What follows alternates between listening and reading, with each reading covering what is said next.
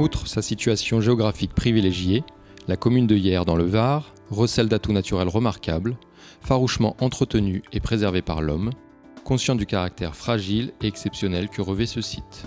La presqu'île de Gien, située à la pointe sud de la commune, est reliée au continent par 2 étroits cordons sédimentaires de 4 km de long qui enferment les salins des Pesquiers, exploités pour le sel jusqu'en 1995 et devenu propriété du Conservatoire du Littoral en 2001. En fait, le Conservatoire du Littoral, sur cet espace-là, est impliqué sur la renaturation et la préservation du tombolo depuis 1996.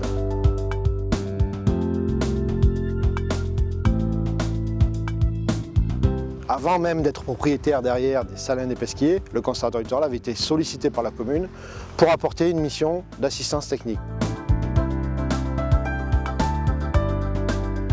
Le double tombolo de la presqu'île de Gien, unique en France, s'est formé il y a plusieurs millions d'années. Il est le résultat de la conjonction de plusieurs facteurs. La présence de fleuves côtiers qui charrient des sédiments dans la rade de Yerres, la présence de hauts fonds entre Gien et la côte qui servent d'ancrage à ces sédiments, et l'activité des courants marins parallèles à la côte qui favorisent leur mise en mouvement.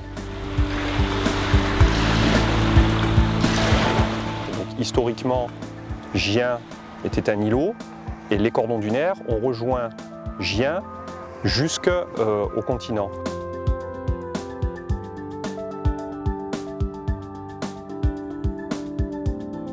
Donc ces apports de sable qui ont existé pendant des millénaires se sont arrêtés dans le courant du 19e siècle.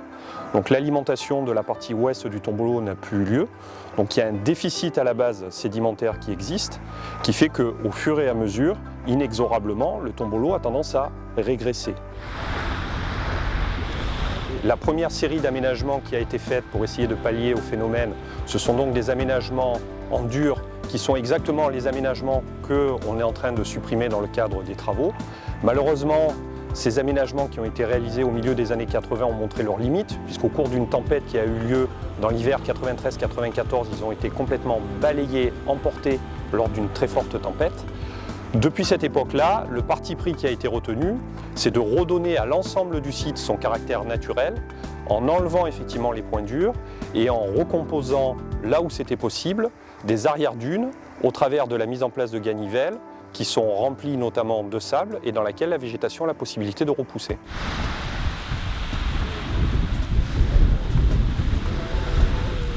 Alors les ganivelles, au départ, ça sert à piéger le sable.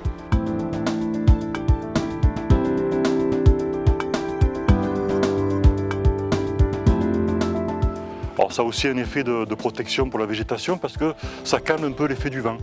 Et en même temps, ça fait un piège à sable, donc ça peut reconstituer une dune derrière et ça a déjà montré une belle efficacité. Alors sur ce tombolo, nous avons la chance de voir s'épanouir une palette végétale typique des milieux dunaires méditerranéens. Malheureusement, ces milieux dunaires, compte tenu de la fréquentation estivale de nos côtes, ont tous eu tendance à régresser et on a la chance, sur ce cordon sableux de 4 km de long, de retrouver cette flore particulière capable d'évoluer dans des milieux extrêmement rigoureux, hein. L'été avec des températures au soleil proches de 50 degrés, du sel, du vent, et donc on retrouve là beaucoup d'espèces qui ont malheureusement disparu tout au long du littoral. Le Fonds de dotation Itensia soutient ce programme de protection et de mise en valeur du tombolo ouest de Gien, parce qu'au-delà de la préservation d'un site naturel remarquable, il met en lumière que la protection de l'environnement peut être un atout majeur au développement de l'économie locale et offre un autre regard sur la manière de concilier les enjeux économiques et écologiques. L'idée de partenariat, pour être tout à fait honnête, elle est liée au fait que les communes aujourd'hui et les collectivités n'ont plus les moyens d'entretenir un patrimoine architectural, un patrimoine naturel d'exception et que c'est pourtant leur devoir. Et comme on considère que ces patrimoines appartiennent à tout le monde, il est naturel de se tourner vers ceux qui partagent peut-être les mêmes objectifs, c'est-à-dire faire en sorte que ce théâtre dans lequel nous vivons, qui est un théâtre de qualité, soit maintenu dans son intégrité. Et donc ce partenariat public-privé vise à transmettre peut-être, comme on le dit, à nos enfants ce que nous ont légué nos anciens.